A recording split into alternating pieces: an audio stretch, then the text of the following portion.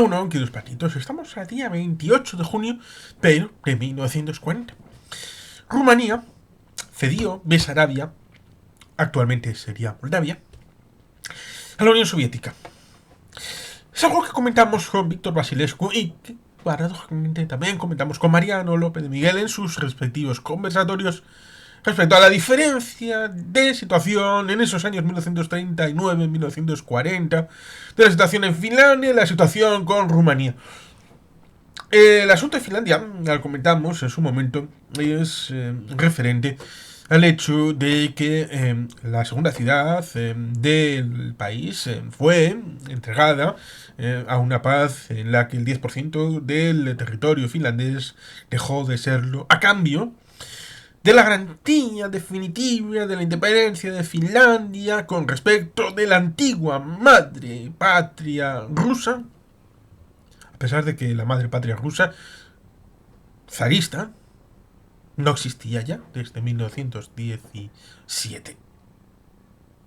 Y que es cierto que el Ducado de Finlandia había tenido una evolución respecto del siglo XIX en donde estaba garantizada su autonomía dentro del imperio zarista. Y, evidentemente, el asunto de la independencia en 1917, el acuerdo de Brest en 1918, en marzo, con los comunistas, y la anulación del tratado en Versalles respecto del asunto de los soviéticos que empezaban a tomar el poder y que tuvieron una guerra civil de 1917, de octubre a noviembre, después del golpe de Estado que cambió el régimen surgido de febrero del 17 al ámbito de 1923, de finalización de la guerra civil en la zona asiática, en 1921, en general, con el levantamiento de Kronstadt, los anarquistas. Por tanto, hay mucha tela que cortar respecto del asunto de Finlandia y la independencia definitiva, porque los soviéticos, los rusos, no habían asumido la independencia de Finlandia. ¿A qué me suena eso? ¿A un país llamado Ucrania? Tal vez. ¿eh? Tal vez Ucrania. Slava Ucrania. Heroyan Slava. Caso de Rumanía. Tenemos la situación complicada respecto de la construcción nacional de Rumanía en el siglo XIX y que varios autores han comentado respecto del hecho de que no había una esencia rumana y que luego ha habido la derivación en el siglo XIX y siglo XX respecto de cuál es la territorialidad de Rumanía.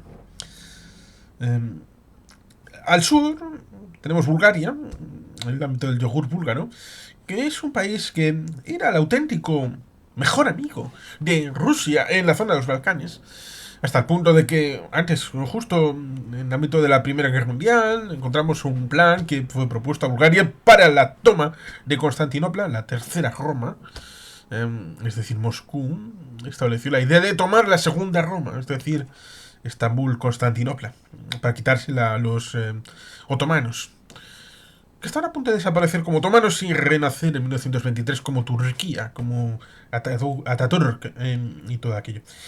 Por tanto, ahí está el asunto respecto de que Bulgaria era un país, en principio, muy amigo de Rusia, que luego la memoria colectiva nos dirá que no, el mejor amigo es Serbia. No. Ahí tenemos la situación de cambio en la Primera y Segunda Guerras Balcánicas, en 1912-13, justo antes de la Primera Guerra Mundial, en donde Bulgaria, en la segunda sobre todo, tuvo un papel preponderante respecto de Serbia, que quería ganar terreno, teniendo en cuenta el norte con el ámbito del Imperio Austrohúngaro y la disputa con el caso de Bosnia y Gavrilo Princip, que acabará asesinando, todos sabemos, en Sarajevo, el asunto del archiduque Francisco Fernando, que será formalmente a posteriori el hecho que dará pie a la Primera Guerra Mundial, como tenemos conversado con Antonio Muñoz de Lorente en un conversatorio en el canal.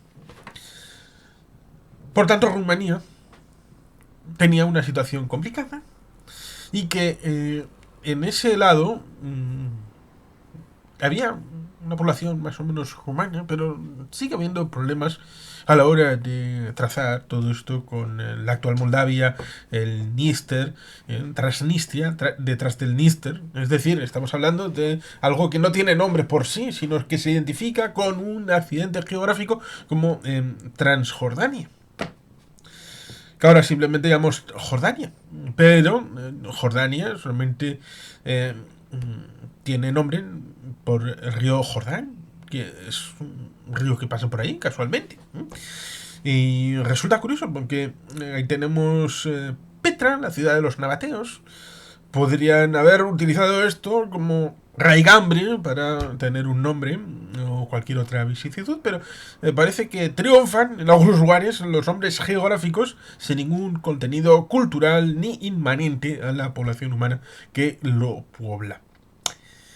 Por tanto, este es un momento difícil para la historia de Rumanía, porque lo mismo que Finlandia se batió el cobre y luchó bravamente para defender su territorio, Rumanía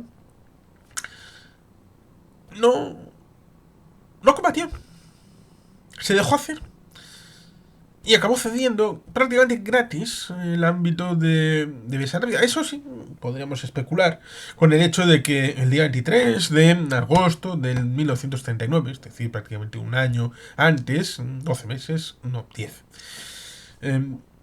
había establecido el pacto Molotov-Ribbentrop en Moscú, no fue en Berlín, y a propuesta de Stalin, que estaba por allí, y estuvo medio firmando un mapa de las cláusulas secretas, cosa que ciertamente después lo supieron, pero no la población en general.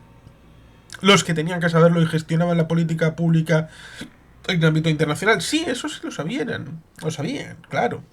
Pero la población en general, la población del mundo, se enteró de las cláusulas secretas del acuerdo Molotov-Ribbentrop después de la caída del muro de Berlín, después de la caída de la Unión Soviética en 1989-1991. Cuando se pudo entrar en los archivos en los años 90 en el ámbito de la Unión Soviética. Por tanto, ahí está parte del intríngulis del hecho de recordar esa cesión, sobre todo teniendo en cuenta no solamente el momento actual, sino también entonces, no solamente entonces, sino también el momento actual. Las dos cosas. Teniendo en cuenta el hecho de que entonces Rumanía, en teoría, era bastante aliadófila.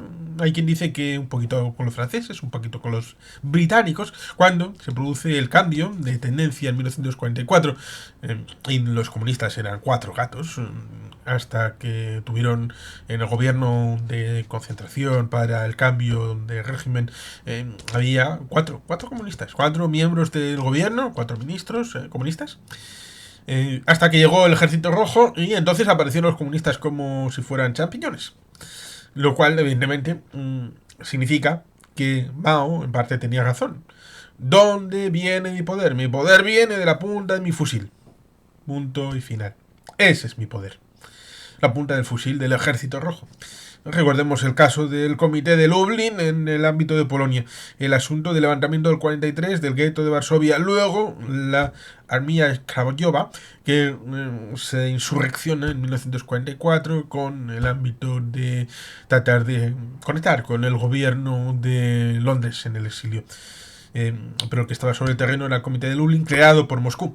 Y el asunto de que la unidad paracaidistas del señor Sosabowski, que aparece interpretado por Jim Hackman en Un puente lejano, que debería haber aparecido en Varsovia en ese septiembre, aparece en Market Garden en ese septiembre del 44. Por tanto, están un poco resabiados en la operación Market Garden porque no están en el escenario patrio y están en otro lugar.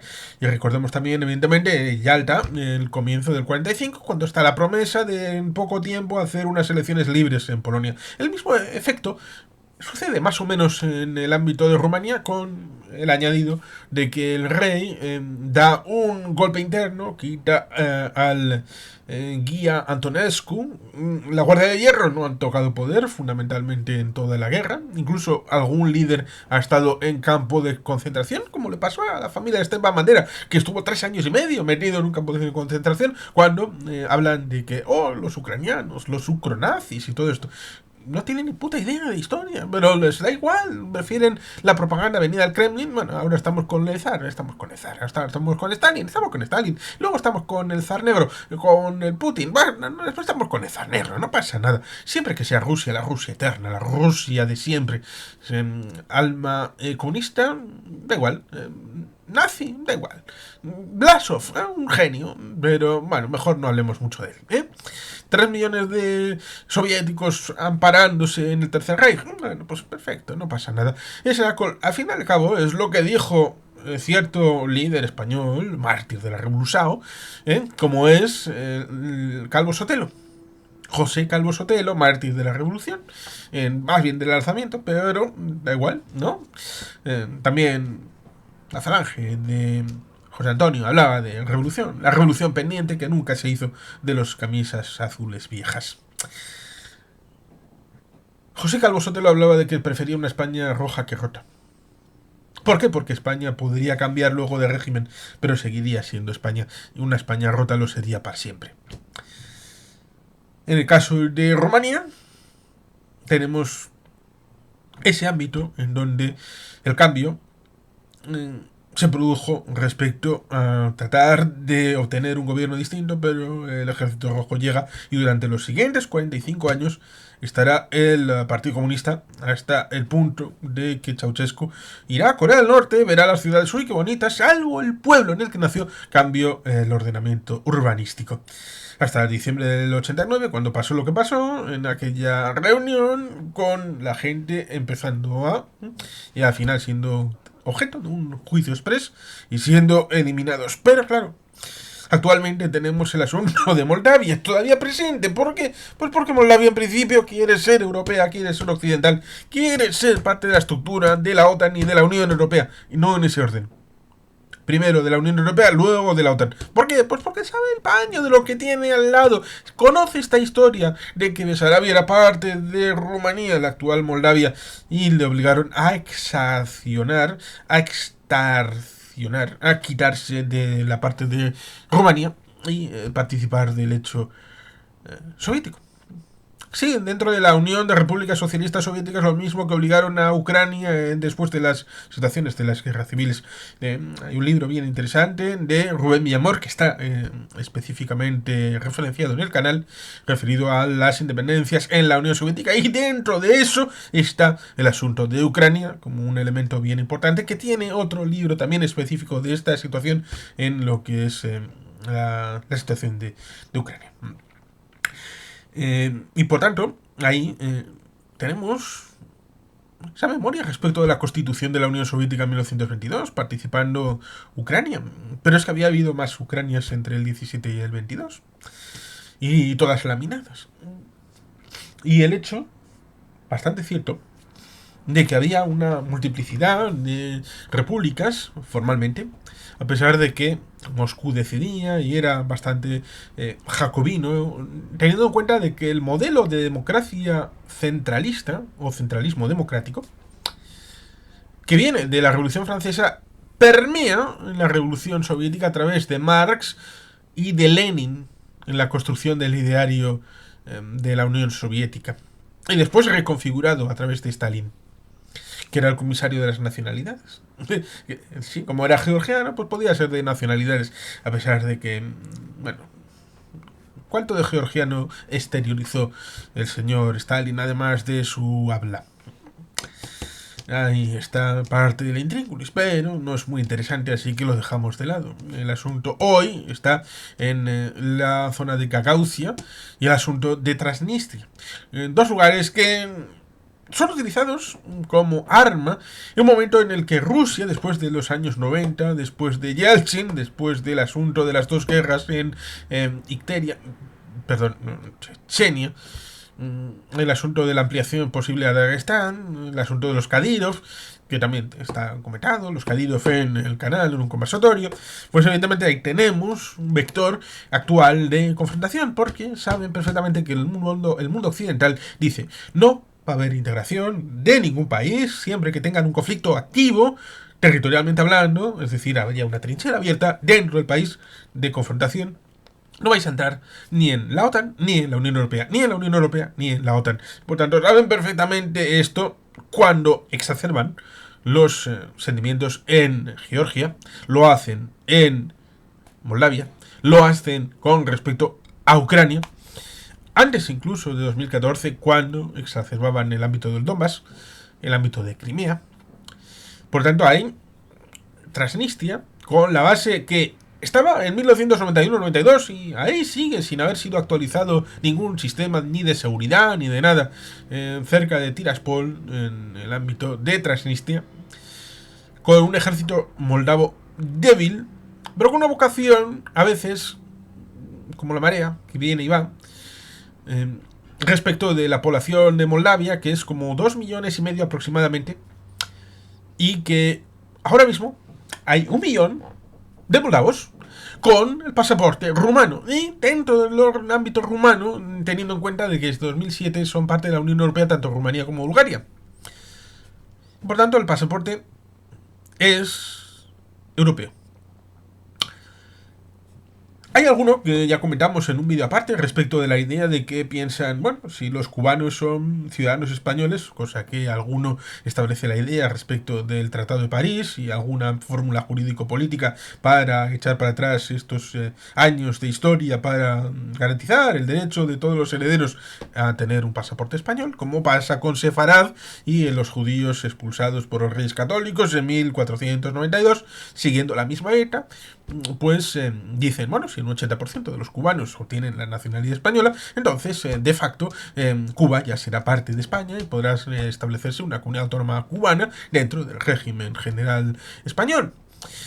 Siguiendo el mismo principio, podría decirse que si hubiera 800.000 moldavos más que se incorporaran a tener el pasaporte rumano, pues de facto la reunificación de Besarabia o Moldavia con respecto de Rumanía se habría hecho de facto.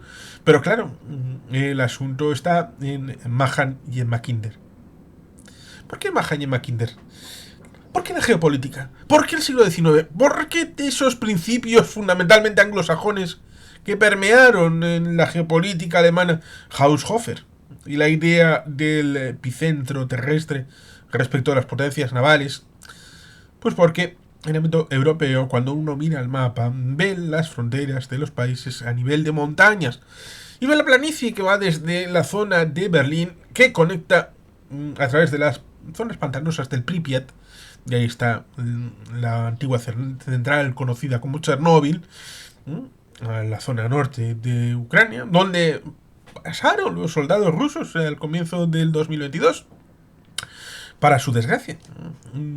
Todavía no sabemos qué efectos tuvo esa situación para aquellos que tuvieron que acantonarse durante cierto tiempo en esa zona, tratando de bajar hacia Kiev y tomarla, con la operación de enlace con el aeropuerto de Hostomel, Antonov-Hostomel, y que fue fracasada, porque se luchó bien y Ucrania pervivió. Pero evidentemente tenemos ahí una situación complicada porque, como digo, es una llanura. La puerta de Smolensk, que es parte de la puerta hacia Moscú, lo sabe Napoleón, lo sabe Hitler perfectamente, y por tanto hay una llanura, una planicie en toda esta zona que hace de corredor, de pasillo para todos los ejércitos que quieran moverse. Lo vieron los nazis y los napoleónicos cuando fueron para allá, y lo vieron los soviéticos cuando fueron para allá. Cuando en el año 44-45 se aproximaron a la antigua Prusia Oriental y penetraron en el territorio formalmente del Tercer Reich, aquel que tenía por lo menos en 1937. Y que evidentemente ahí estaba parte del asunto, que el ancho del embudo, cuando la frontera está movida hacia el este, el rango de frontera que debe de cubrir la Federación Rusa es bastante amplio. Sobre todo ahora cuando Suecia y Finlandia se han metido en la OTAN, gracias a la invasión rusa de Ucrania de 2022. Si no hubiera sido por eso, no hubiera sucedido. Gracias Rusia por ser el máximo patrocinador estos años de la Organización del Tratado del Atlántico Norte. Muy agradecido, tienes el premio al empleado del siglo. Pues evidentemente, en 1989, en la geopolítica que termina entonces, dejando de lado la República Democrática Alemana, tenemos la frontera en el Oder-Neisse, es decir, en el ámbito de Polonia. Tenemos la bajada en dirección a lo que es Hungría, Checoslovaquia y los Cárpatos, en la zona de Rumanía. Pensando en la incorporación, evidentemente, de todos estos territorios, no solamente los propiamente de la Unión Soviética. La idea geopolítica que se tenía era de establecer un colchón en la zona de los Cárpatos como frontera natural, y por eso Besarabia, es decir, Moldavia, está fuera, y subir por esa zona en dirección a Königsberg, que era propiamente la Unión Soviética, propiamente la Federación Rusa dentro de la Unión Soviética, a diferencia de lo que pasaba con Lituania, con Letonia, con Estonia, o con Belarus, o con la propia Ucrania.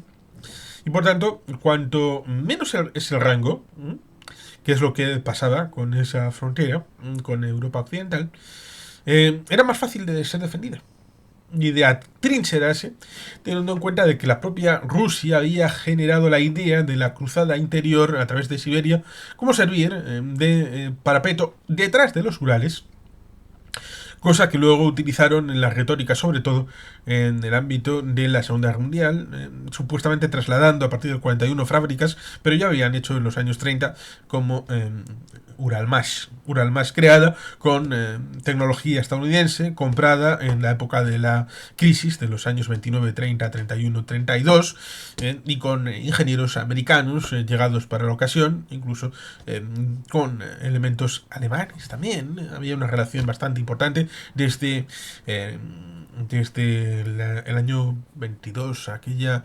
reunión que fue en Locarno. Sí, Locarno, creo que fue. Y que estableció las bases secretas para una relación entre la Unión Soviética con la República de Weimar. Y llevó a un montón de acuerdos militares que evidentemente eran las contras. Porque ¿quién se opone al Tratado de Versalles? Aquellos que se ven perjudicados por Versalles. ¿Quién va en contra del orden actual? Aquellos que se sienten vejados por el orden actual. Por ejemplo, Rusia, por ejemplo, China, por ejemplo, Irán, por ejemplo, Corea del Norte, que piensan en un orden más justo para sus aspiraciones, aunque subjetivamente sea así y objetivamente pueda no ser exactamente lo mismo. Porque, por ejemplo, China tiene un estatus en la Organización Mundial del Comercio que no es justo. Está tratado como si fuera una potencia en vías de desarrollo, cosa que ya no es. Y es imposible revertir eso. Pero ciertamente, el momento de esa cesión de Besarabia, hoy Moldavia, a la Unión Soviética, este 28 de junio, pero de 1940, es un elemento interesante, como un momento en donde, ciertamente para los rumanos, debería de servir de orgullo para no repetir ese momento de entrega voluntaria, entre comillas la voluntaria porque evidentemente fue coaccionada por la fuerza, pero no hicieron nada para tratar de defenderse como sí hizo Finlandia un poquito antes para tratar de evitar la toma de ningún territorio de Finlandia. Cierto es, perdió un 10%, pero la existencia de Finlandia no está contestada en principio actualmente, y actualmente existe Moldavia después de esta cesión de Besarabia, y por lo tanto el momento actual con esa situación de Moldavia tan difícil, el asunto de Transnistria y el asunto de Gagausia son temas pendientes en parte por esta situación que hoy referenciamos. Por tanto, la memoria debe estar presente y también las ganas de solucionar los problemas actualmente y la mediatización de algunas potencias para tratar de mantener activos conflictos con intereses espurios y particularistas. Y sin más, queridos patitos, es que ricasco, agur berobat, beti gelpien.